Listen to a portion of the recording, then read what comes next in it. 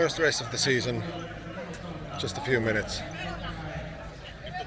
Feeling good, feeling loose, relaxed. I didn't get the warm-up I would have wanted to because of some traffic issues. We didn't get to catch the tram, so we had to walk here. Anyway, it is what it is. Feeling good. And, let's go. I'm gonna talk to you next at the finish line because I'm gonna need to focus on this one. Let's go. 5, 4, 3, 2, 1, go!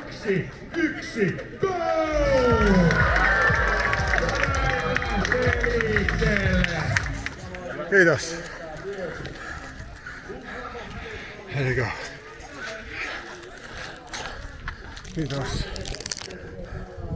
Mitä? Kiitos. Isompi. Kiitos. Kiitos. Ah.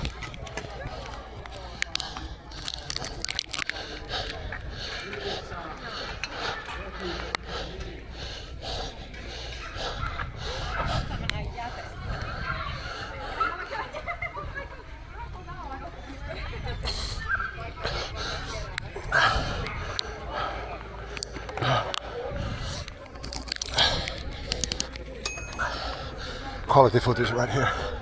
See you in a bit.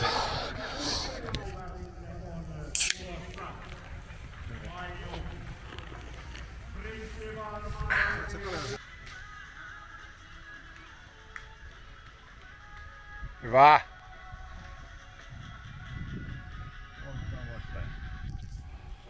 Could be me, but you know, there's always beer. And it's been a long day. It's now I don't know, 2:30 or so. Been up since 3 o'clock in the morning. Just dropped the kid off at a relative. He's staying there for a week because he's got a summer holiday, but me and the missus don't. But anyway, yesterday was a benchmark 5k and it was alright. I'm not displeased with the results. Obviously, somewhere deep down I was hoping I would already break the record and you know, be done with it, but alas, that's not the case. But it's a promising start. Now I believe the official time was 34:51 and my current PB according to Strava is 33:40, so around 71 seconds off from a PB.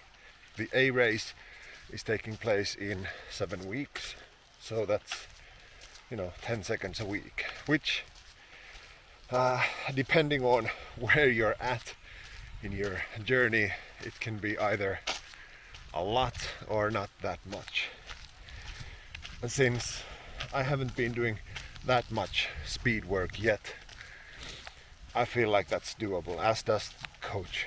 Now obviously it's not gonna come free, it's gonna require consistency, but it is very much doable. But yeah, that's where we're at, and now gonna start breaking down the race a bit more, you know, trying to go through how I think it went. So the race took place Saturday, 8:45 in the morning. So what I did was, the previous day, i.e. Friday, I went to a friend's place so that I wouldn't need to take, you know, a 2.5, 3 hour train ride before the race and try and get up at the crack of dawn, all that stuff. I could get a good night's sleep with like a 30-minute train ride to get to the place and all that. So preparations started the day before. Had a nice dinner, nice easy rest. Went for a beer, mine was non-alcoholic. Sat down with a friend and just chit-chatting, having fun, taking my mind off the race and relaxing. And yeah, that's pretty much what I want to do in preparation for a run. Obviously, the longer the run, the more prepared you need to be. But for a 5k, I don't need to think about what I'm eating on the day before or whatnot. So it's not that big of a deal. But yeah, on longer runs, make sure you don't eat any new stuff, just so you won't get any unwanted surprises from those. But for a 30-minute run, it's not that big a deal. You'll manage. Now, in the morning of the race, got up around, I don't know, 5:30, 6 o'clock, somewhere there. Had a normal morning routine, nice breakfast, some oats and yogurt and a few cups of coffee, and you know, the usual, nothing special. Now, in the morning of the race, got up around, I don't know, 5:30, 6 o'clock, somewhere there. Had a normal morning routine, nice breakfast, some oats and yogurt and a few cups of coffee, and you know, the usual, nothing special. Yeah, then we hopped onto the train, and unfortunately we missed our tram, which meant we had to walk. Now, walking per se, that wasn't a problem, but the problem was we ended up getting there ever so slightly later than I was hoping, so I didn't get the warm-up I wanted to. Now, I was hoping to get like 1 or maybe 2 kilometers of jogging and then some drills and mobilities, you know, a proper warm-up, but instead now I had to skip the jogging and just head out for the drills. There was some tightness on my hip, so I worked extra carefully on that, and it didn't bother me during the run, so things worked out. You need to make sure that especially a few days before a race, I start listening to what kind of kinks there are, you know, if anything feels off, and then how hyper focus on that, making sure that it doesn't create a bigger issue. Yeah, it's not like rocket surgery or brain science. And for me, the importance of getting a nice proper jog or even a run in before the actual run is, as you can see from the get-go, if I can put the graph here, my heart rate spiked up, as it does as you start running, but I don't want that to be the first like shock to my system. So by jogging beforehand, like a real proper run or a jog, you actually elevate your heart rate before the actual race. Therefore, once you start running, it's not the first time your body is reacting to like, you know, oh shit, we're actually doing something, what's happening? But it's actually something your body's used to by then. So it doesn't feel as bad when your heart rate gets up. Now, the science behind this is non-existent. It's just how I feel like things work out. So even though I do have my bachelor's in warming up for a 5K race, take this all with a grain of salt and do your own research, and you know, blindly trust me, because I'm a guy on the internet with a beard. But yeah, then guns go off. Actually, no, there was a countdown, and then it was like, oh, everybody's cheering. Now the plan for the race was, I was hoping for around 35 minutes. Now, officially they said that they wouldn't have a 35-minute pacer, but in fact they had people there with flags saying 35 minutes. So I was like, okay, cool. I'm not gonna blindly follow them. I'm gonna do my own run. Hopefully I can sort of keep them in my sight to, you know, have a general idea without looking at my watch on where I am.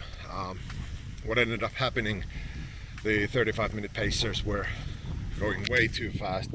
I actually stopped before the finish line for quite some time. But anyway, so don't follow the pacers blindly. Again, do your own research. But yeah, I had done zero research on the actual route. I had no idea if there were any climbs If there were, where were they, how many, how steep. Like, I knew it was a city race, so I wasn't expecting any hills. There were a few climbs which had I known about them, I wouldn't have done anything differently. So yeah, but they were not that steep, not that long, where I should actually start adjusting my pace. So I was sort of pushing into them quite hard because I figured that, you know, it's still so early, I can recover on the flat sections, and luckily I did.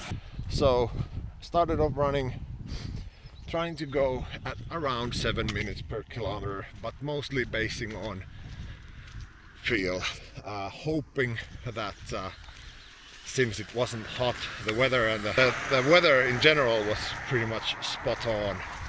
It was ever so slightly cloudy. It's plus 12, I think, with a nice cool breeze, so it was perfect. So I was hoping that going based on feel would work this time around instead of failing me like it has for the past month or so.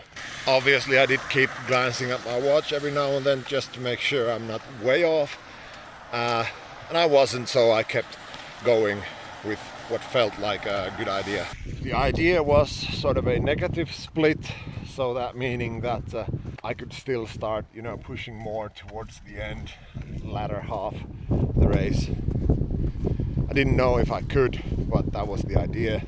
And after like the first kilometer or so, started feeling like, okay, holding on to this pace, it's gonna be a struggle for me to maintain for the 5k, which is pretty much spot on what it's supposed to feel, because the last 1 kilometer or so, it's supposed to be, you know, oh my, am I gonna die? So a bit of a struggle, or even quite a struggle. You're going a bit too easy. At least that's, you know, the game plan. And for the first 2 or 3 kilometers, everything went fine. It started getting a bit harder, but I was able to maintain what felt like the same pace. So yeah, at around 3k mark, it's when it got to the point where I had to make a decision, like, is it full on, is it go time, or was this it? Like, am I easing off and, you know, saying that I wasn't able to because of reasons. And yeah, I figured, you know, we've gone this far, so let's do it.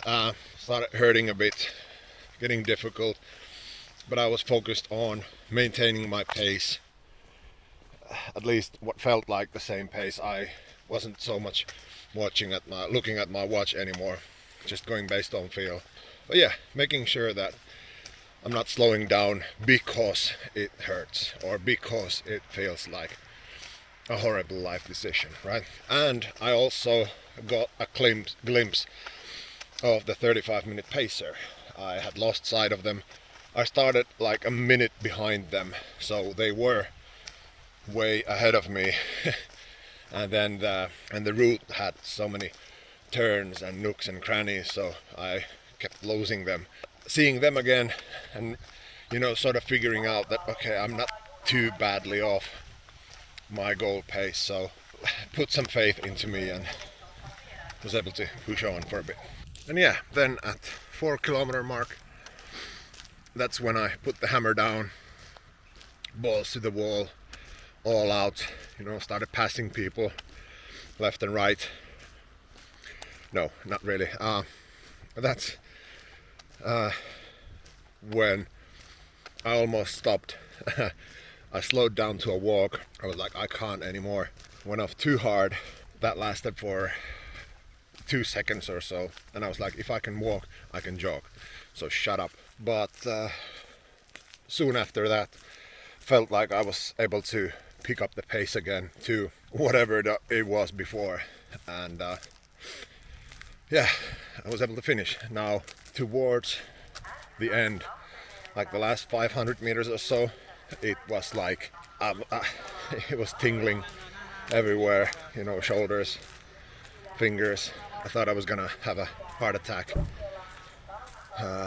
So yeah, it was all out towards the end. Nothing left. Couldn't do any faster. And yeah, apart from that one little dip at 4K, I feel like that was more or less a perfect execution. So I'm happy. I've got no issues, and I'm definitely calling that a benchmark. I'm calling that one a train.